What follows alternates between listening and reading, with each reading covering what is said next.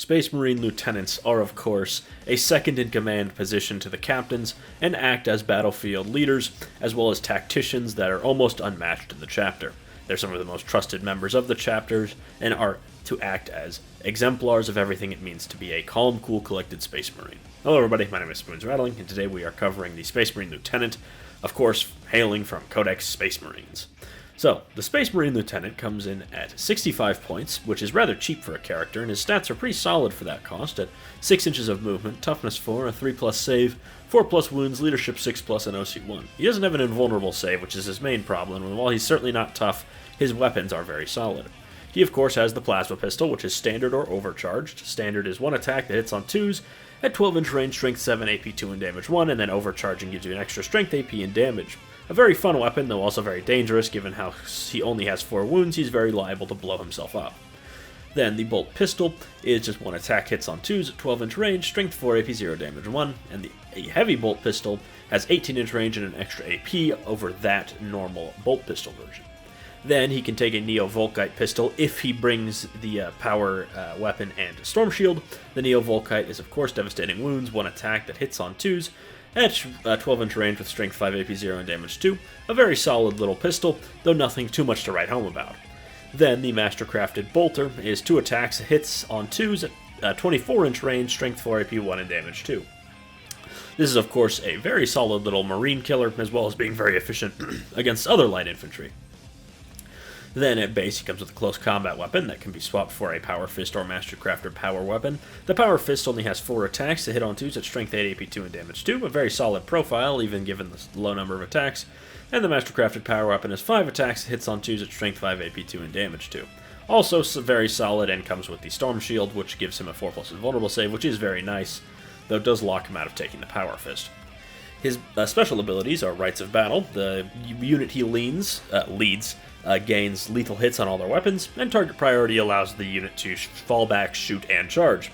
So a lot of tactical flexibility, as well as allowing his unit to punch up a lot better, especially against the Oath of Moment target, since you can reroll everything that is in a 6 if you're going to struggle to wound them. This pairs very well with both melee and at range, and is one of the most solid damage boosts you can get, and at this price point it really can't be beat, though of course that's not to say he doesn't have some competition, it's just saying that the Lieutenant on his own is very solid. In terms of loadout, I'd either go for the Volkite pistol, sword, and shield, or I would go for a Power Fist and Bolter, as he can take both of those, which would lead to a nice little well-rounded unit. I do want to note that, unlike the Captain, he doesn't need to use a specific loadout to lead any specific units, so you can go crazy and include a Power Fist in your Blade Guard veterans if you wanted to, which I don't think is actually that bad of an idea, and would certainly be an interesting option despite the fact that he lacks the Storm Shield, which does suck as he loses his invulnerable save. So, as I mentioned, the Lieutenant is very classic. He's been around for a long time, and his new customizable kit, well, I say new, I believe it came out 2 years ago now, or almost 2 years ago now, is very useful for having, again, either the Power Fist and Bolter combo, which I think is a really solid, well-rounded character, or if you have the old Indominus Lieutenant, like me, he's also very solid, the invulnerable save is very useful, and even the Mastercrafted Power Weapon is still very solid with his lethal hits. I'd say comparing him to a Captain, it is nice that he doesn't have any loadout restrictions, and he can actually lead units alongside a Captain or Chapter Master, though if you're going to run a big death unit like that, I'd highly recommend bringing a transport for them, as you certainly wouldn't want that high investment unit getting shot down, but there would be a lot of power in that unit.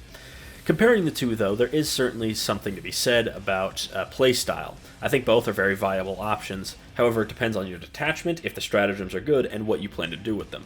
If you plan on just having them being a solo operating unit where they're just going to be fighting things, I would bring the Lieutenant over the Captain, as the Lieutenant is always giving that damage buff, where the Captain is more useful for strats. And if you're going to be relying on stratagems, like per se in Gladius Strike Force, I would bring the Captain. Though the Lieutenant does have the benefit of, I'd say, being a much better leader for ranged units, like things like Hellblasters, because then they get lethal hits, which helps them punch up against things they're slightly weaker against. Though he is, of course, very solid with Inner Circle or Blade Guard, as they also love the lethal hits. There really isn't a bad option for him to leave. But as I mentioned, it depends heavily on the playstyle. If your playstyle revolves on just the raw stats, bring a Lieutenant. If you are planning to use stratagems a lot, make sure to bring a Captain, because his free stratagems, or discounted stratagems I should say, are very